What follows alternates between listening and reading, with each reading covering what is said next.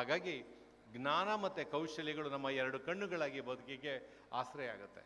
ನೀವೇನಾದರೂ ಶಕ್ತಿ ತಗೋಬೇಕು, ಅದಕ್ಕೆ strength is life, weakness is death ಅಂತ ಹೇಳ್ತಾರೆ.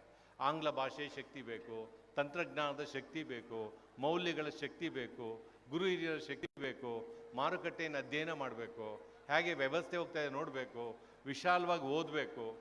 ಈ ಶಕ್ತಿಗಳನ್ನ ನಾವು ಪಡ್ಕೊಳ್ದೇ ಇದ್ದರೆ ಬರೀ ಅಂಕಪಟ್ಟಿಯ ಶಿಕ್ಷಣದ ಶಕ್ತಿ ನಿಜವಾದ ಶಕ್ತಿ ಅಂತ ಭಾವಿಸ್ಬೇಡಿ.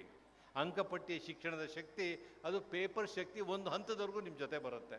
ಆದರೆ ಕೆಲಸ ಮಾಡಬೇಕಾದ್ರೆ ನಿಮ್ಮ ಕಾರ್ಯಕ್ಷಮತೆ, ಎಷ್ಟು ಚೆನ್ನಾಗಿ ಕೆಲಸ ಮಾಡ್ತೀರಾ, ತಪ್ಪುಗಳಿಲ್ಲದೆ ಕೆಲಸ ಮಾಡ್ತೀರಾ, ಎಷ್ಟು ಸ್ವಚ್ಛವಾಗಿ ಮಾಡ್ತೀರಾ, ಶುದ್ಧವಾಗಿ ಮಾಡ್ತೀರಾ, ಪರಿಪೂರ್ಣವಾಗಿ ಮಾಡ್ತೀರಾ. ನೋಡಿ ಈ ಸ್ಟೇಜ್ ಎಷ್ಟು ಚೆನ್ನಾಗಿ ಮಾಡಿದ್ದೀರಾ. ಆ ಮಕ್ಕಳೆಲ್ಲ ಪ್ರೆಸೆಂಟ್ ಮಾಡ್ತಾಯಿದ್ರೆ ಭಾಳ ಸಂತೋಷ ಆಯಿತು. ನಾನು 40 ವರ್ಷದ ಹಿಂದೆ ನಿಮ್ಮ ಥರನೇ ಸ್ಟೇಜ್ನಲ್ಲಿ ಹೇಳುವಾಗ ಈ ಮಕ್ಕಳು ಎಷ್ಟು ಚೆಂದ ಇದ್ದಾರಲ್ಲ ಅಂತ ನಾನು ನೋಡ್ತಾ ಇದ್ದೆ. ನಾನು 81ನೇ ಇಸ್ವಿಯಲ್ಲಿ ನಾನು PUC, ನನ್ನ ಜ್ಞಾಪಕ ಇದೆ.